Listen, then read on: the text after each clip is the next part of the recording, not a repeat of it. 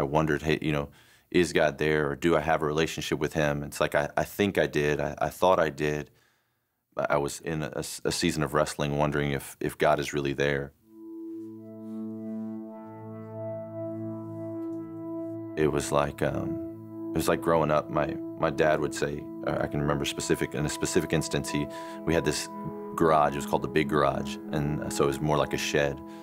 And he would say, "Hey, go get a rake."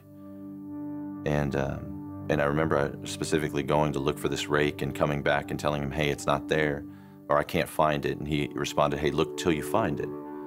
And so I went back and looked for this rake, and I'd go back to him and said, "Dad, the rake's not there. I can't find it. I don't know where it is." And he said, "Go back and look until you find it." And I'd go and I'd look again, and now frustrated, tears in my eyes, "Dad, it's not there. The rake's not there. I'm tired of looking."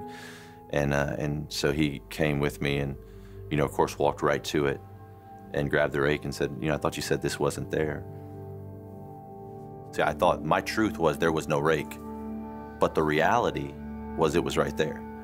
And so you can live under anything and call it truth, but there's still a reality. There's still a truth. And if that truth is there, then we need to find it. And to say that it's not there is just to not know it. I think that waking up and that realization that God is with me and that God wants to give me life. He does not want to rip me off. He wants to give me life. He wants to set me free.